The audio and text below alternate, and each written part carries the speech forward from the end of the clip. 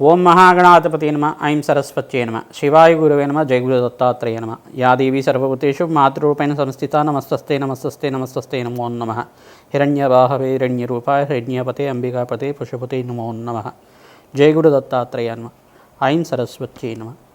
YouTube ప్రేక్షకులందరికీ కూడా నమస్కారం అండి.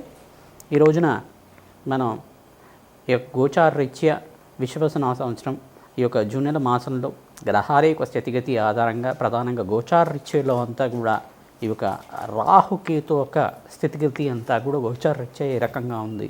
ఈ యొక్క జ్యేష్ఠ మాసంలో అంతా కూడా ప్రధానంగా చూసుకుంటే రాహుకేతు మధ్యలోనే గ్రహస్థితి అంతా కూడా ఉండడం ప్రధానంగా గోచారరీత్యా అంతా కూడా గ్రహస్థితి చూసుకుంటే కుంభరాశిలో అంతా కూడా రాహు మారడం మరియు కేతు అంతా కూడా సింహరాశిలో మారడం అనేది మనం మే నెల మాసంలో 18వ తారీఖు రోజున జరిగిందనమాట. ఈ యొక్క గ్రహస్థితి ఆధారంగా గోచారరీత్యా మేషాది ద్వాదశ రాశుల వాళ్ళకి రాహుకేతు ప్రభావం అంతా కూడా ఎన్ని సంవత్సరాల వరకు ప్రధానంగా వీళ్ళ ప్రభావం అంతా కూడా ఈ యొక్క ఆర్థికం మీద కానీ ఈ యొక్క ధనాదాయం మీద అయినా కానీ వ్యాపారం అభివృద్ధి మీద అయినా కానీ రాహుకేతు ప్రభావం అంతా కూడా ఈ రకంగా ఉంటుంది. వాటి దోష పరిహారతం అంతా కూడా మేషాది ద్వాదశ రాశుల వాళ్ళకి విశేషంగా అంతా కూడా ఈ యొక్క పరిహారం వివిధ గ్రహాల యొక్క స్థితిగతి కలయిక దృష్టి అంతా కూడా మిళితం చేసుకుంటూ గోచార ఫలితాలంతా కూడా చెప్పడం జరుగుతుంది.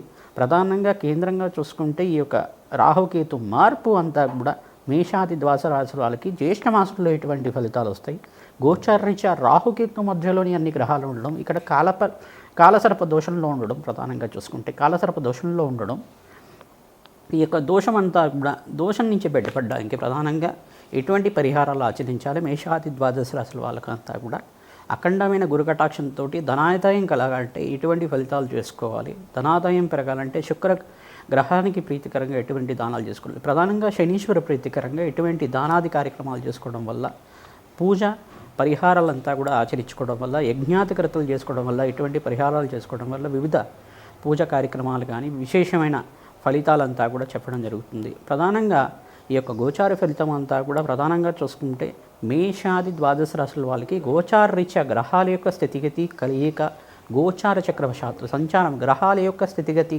సంచారం మేరకు మాత్రమే చెప్తున్నాం కావున ఇది గమనించి అందరూ కూడా ఫలితాలు తెలుసుకోవాల్సిందే ప్రధానంగా అందరికీ కూడా జన్మజాతకమే ప్రధానంగా ఉంటుంది. జన్మజాతకంలో మీ యొక్క గ్రహస్థితి అంతా కూడా జన్మజాతకంలో పుట్టిన సమయానికి ఏ గ్రహస్థితి ఉందో అదే శాశ్వతంగా ఉంటుంది. కావున ఈ యొక్క జన్మజాతకంలో ఉండే జన్మకుండలి నవాంశ చక్రం కానీ దశావింశతి దశ విధానాలు కానీ ఎటువంటి ఫలితాలంతా కూడా ఉంటాయో గోచార చక్రానికి అన్వయం చేసుకుంటూ వివిధ ఫలితాలంతా కూడా తెలుసుకోవడం, పరిహారం తత్పరిహార్థం అంతా కూడా చేసుకోవడం వల్ల నవగ్రహ శాంతి హోమాది కార్యక్రమాలు కానీ జప హోమాది శాంతి కార్యక్రమాలు కానీ విశేషమైన హోమాలు చండీ హోమాది శాంతి కార్యక్రమాలు కానీ విశేషమైన హోమాలు అంతా కూడా చేసుకోవడం వల్ల లక్ష్మీ కుబేర శాంతి హోమాది కార్యక్రమాలు కానీ ఇటువంటి విశేషమైన శాంతి పూజలు చేసుకోవడం వల్ల గ్రహదేవతలు అనుగ్రహించి మీకంతా కూడా అఖండమైన అష్టేశ్వర ప్రాప్తి కలిగే విధంగా పరాలిస్తారు. కావున ఈ పరిహారం అంతా కూడా మేషాది ద్వాదశ రాశుల వాళ్ళకు విశేషంగా చెప్పడం జరుగుతుంది.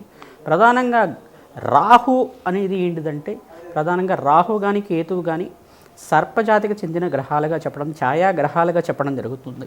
ఛాయాగ్రహాలంతా కూడా బలవంతమైన గ్రహాలు, ప్రధానంగా ఉగ్రగ్రహాలు, మహా తేజవంతమైన గ్రహాలు ఈ యొక్క ఛాయాగ్రహాలుగా ఉంటాయి. వీళ్ళకంతా కూడా సొంత స్థానాలు ఉండవు. ఏ గ్రహంతో పాటు కలిసి ఉంటాయో ఆ గ్రహాల యొక్క భావ ఫలితాలంతా కూడా ఇస్తుంటాయి. ఉదాహరణకి శనీశ్వరుడితో పాటు కలిసి ఉంటే కనుక శనీశ్వరుడిచ్చే ఫలితాలతో పాటు మరియు వాళ్ళిచ్చే ఫలితాలంతా కూడా ఇవ్వడం, ఈ పాపగ్రహాలుగా ఉండడం, ఛాయాగ్రహాలుగా ఉండడం, ప్రధానంగా సూర్య చంద్రుడిని కూడా మర్దనం చేసే శక్తివంతమైన గ్రహాలు, గ్రహాలు మహాశక్తివంతమైన గ్రహాలుగా ఉండడం, మరియు ఇక్కడ కర్మశేషాన్ని అనుభవించే విధంగా చేసే గ్రహాలుగా ప్రధానంగా భక్తి వైరాగ్యాన్ని ఇచ్చే గ్రహంగా ప్రధానంగా పుణ్యప్రదాయం ఇచ్చే గ్రహంగా మరియు పాపకర్మని అనుభవించే చేసే విధంగా రోగకారకత్వమైన గ్రహంగా అంత చెప్పడం జరుగుతుంది. రాహుకేతులంతా కూడా ఛాయాగ్రహాలు అత్యంత శక్తివంతమైన గ్రహాలు, నవగ్రహాలు శక్తివంతమైన గ్రహాలుగా చెప్పడం జరుగుతుంది. అఖండమైన శక్తివంతమైన గ్రహాలుగా చెప్పడం జరుగుతుంది. ప్రధానంగా మీరంతా కూడా రాహుకేతుకు ప్రీతికరంగా అమ్మవారి ఆరాధన కానీ గణపతి పూజ కానీ గణపతికి అంతా కూడా మహాగణపతికి ప్రీతికరంగా ఉండ్రాళ్ళు నివేదన చేయడం వల్ల తద్గ్రహ దోష నివారణం జరిగి అష్టేష్ ప్రవృత్తి కలగడానికి, ఐశ్వర్య యోగ్యం కలగడానికి, ధనాదాయం విపరీత రాజయోగానికంతా కూడా రాహు కారణమవుతాడు. ఇక్కడ విపరీతమైన పుణ్య కార్యక్రమాలు చేసుకోవడానికి అంతా కూడా కేతు కారణమవుతాడు. భగవంతుడి మీద భక్తి జ్ఞానము అంతా కూడా కలిగే విధంగా, శ్రద్ధ కలిగే విధంగా, భక్తి భావన కలిగే విధంగా, పుణ్యక్షేత్ర దర్శన యోగం కలిగే విధంగా కేతు కారణమవుతాడు. ఇటువంటి గ్రహ కారకత్వాలంతా కూడా విశేషంగా విశ్లేషణ చేసుకుంటూ తత్పరిహారత్వం అంతా కూడా విశ్లేషణ చేయడం జరుగుతుంది. జయ గురు దత్తాత్రేయ.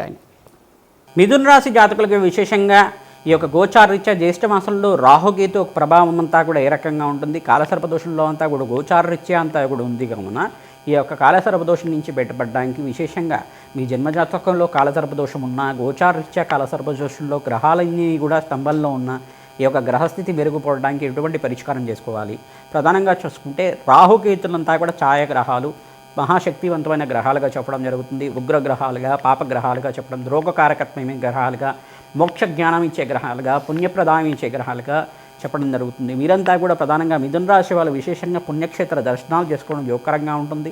జప హోమాది శాంతి కార్యక్రమాలు చేసుకోవడం, గణపతికి ప్రీతికరంగా ఉండ్రాళ్ళు నివేద్యం చేసి లక్ష్మీ గణపతి హోమాది కార్యక్రమాలు ఆచరించుకోవడం వల్ల ఆటంకాలు, కష్టాల నుంచి బయటపడడానికి, ఆర్థిక ఉన్నతి కలగడానికి అవకాశం ఉంటుంది. ప్రధానంగా ఉలవలంతా కూడా నానబెట్టి గోమాతకు సమర్పించడం వల్ల కేతుగ్రహ దోష నివారణ జరుగుతుంది.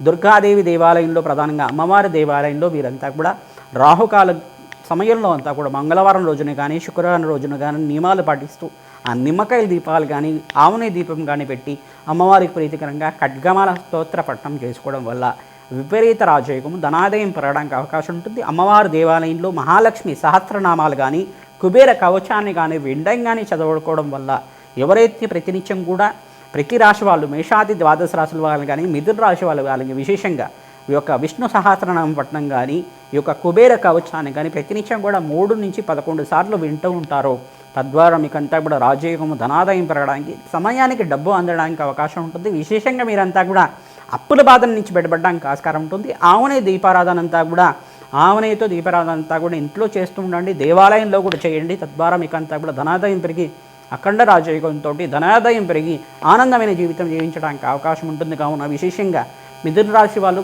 చండీ హోమాది కార్యక్రమం చేసుకోవడం యోగకరంగా ఉంటుంది. పేదవాళ్ళకి అన్నదానం చేయండి. ఈ యొక్క అనాథాశ్రమంలో మీరంతా కూడా వస్త్రదానం చేయడానికి ప్రయత్నం చేసుకోండి. మంచి అవకాశాలంతా కూడా సిద్ధిస్తాయి. వ్యాపారస్తులకు కూడా మంచి అవకాశాలు సిద్ధిస్తాయి. విశేషంగా సినీ రంగుల వాళ్ళు రాజశ్యామల హోమాది కార్యక్రమాలు చేసుకొని ఈ యొక్క మంచి అవకాశాలంతా కూడా లభించడానికి అవకాశం ఉంటుంది. ప్రధానంగా పశుపక్షాదులకి ప్రధానంగా చూసుకుంటే పక్షులకు అంతా కూడా చిలకలకు కానీ, పిచ్చుకలకు కానీ జలాన్ని సమర్పించండి. ఆహారం అంతా కూడా పెడుతూ ఉండండి. గోమాతకంతా కూడా సేవ చేయండి. తద్వారా మీకంతా కూడా రాజయోగం సిద్ధిస్తుంది. రావి చెట్టుకంతా కూడా 11 ప్రదక్షిణాలు కానీ, 108 ప్రదక్షిణ కానీ ఎవరైతే ప్రతినిత్యం కూడా చేస్తూ ఉంటారో విపరీత రాజయోగంతో ధనాదాయం పెరిగి ఐశ్వర్యోగం కలగడానికి అవకాశం ఉంటుంది. వ్యాపారస్తులకు కూడా మిశ్రమైన ఫలితాలు, శ్రమతో కూడిన సంపాదన ఉంటుంది. విశేషంగా మీరంతా కూడా ఇక్కడ బృహస్పతి ప్రీతికరంగా శనగలు దానం చేసుకోవడం యోగకరంగా ఉంటుంది. రాహుకి ప్రీతికరంగా మినువులు దానం చేసుకోవడం యోగకరంగా ఉంటుంది. కేతుకు ప్రీతికరంగా గణపతి ఆరాధన చేసి ఉండ్రాళ్ళు నివేదన చేసుకొని ఉలవలంతా కూడా నానబెట్టిన ఉలవలని కూడా గోమాతకు సమర్పించడం వల్ల అష్టైశ్వర ప్రాప్తి, సమయానికంతా కూడా ధనాన్ని అభివృద్ధి పదంలో పయనించడానికి అవకాశం ఉంటుంది. కావున విశేషమంతా కూడా ధనాదాయం పెరిగి అవకాశాలంతా కూడా సిద్ధిస్తూ ఉంటాయి. ఈ యొక్క మిథున రాశి వాళ్ళు విశేషంగా మీరంతా కూడా పరిష్కారం చేసుకోండి. ఐశ్వర్య యోగంతో ధనాదాయం పెరిగి అష్టైశ్వర సిద్ధి కలగడానికి అవకాశం ఉంటుంది. కావున అందరికీ పరిష్కారం చెప్తున్నాం.